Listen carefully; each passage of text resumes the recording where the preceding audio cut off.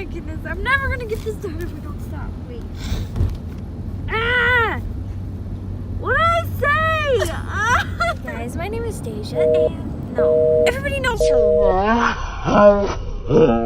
Hello everyone, my name is Deja and I'm on my way home from a long day of school and research. Hello everyone, my name is Deja and I am on my way home from a long day of school and research, and I have an interesting study about pork. Yes, I said pork. What is pork? According to the dictionary, it is tastefully described as the meat of a pig used for food. I believe pork should not be eaten under any circumstances for 3 reasons. Number 1 is unclean. Number 2, it unfits us for a living sacrifice for God. Makes you unfit for a living sacrifice. And lastly, because of the health conditions resulting from eating pork. To begin, Leviticus 11 verses 7 and 8 say, "The swine, though he divide the hoof, and be cloven-footed, yet he cheweth not the cud. He is unclean to you. Of their flesh ye shall not eat, and their carcass ye shall not touch. They are unclean to you." So basically, that is saying that swine are scavengers, and that's what they're intended to be. They were not intended to be food for human beings. The tissues of the pig swarm with parasites. How can it be otherwise when they live and eat detestable things? God wants us to be a living sacrifice, holy and acceptable to God, as it says in Romans 12, verse 1. When I think of offering myself as a living sacrifice, I think of offering my best self. Offering Deja to make room for God, for God to be all in me. And this will get clearer as we go on. But pork causes impure blood and a diseased mind, and we cannot be an acceptable and holy sacrifice when we are in this condition. God says, "Whatsoever hath a blemish, that shall ye not offer, for it shall not be acceptable to you. It shall be perfect to be acceptable.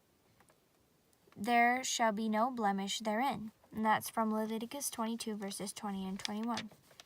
We should present ourselves in health to God as a sacrifice. And which brings us to our next point. Never, under any circumstance, were they meant for food for human beings. There are many health conditions that result from eating pork. Some animals seem to realize where they are going as they are being transported to the slaughterhouse, and they go into a maddened frenzy, and in this condition they are slaughtered and processed for meat, and we eat them in this condition.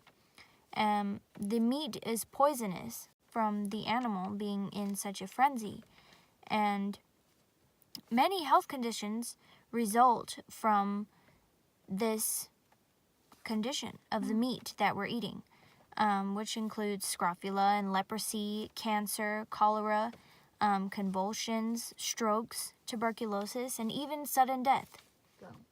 Based on research done by Dr. Scheel, pigs are one of the most common carriers of trichinosis. Another interesting finding from the USDA Foreign Agricultural Services is that 69% of pork chops were tested positive for Yersinia enterocolytica, which basically is a bug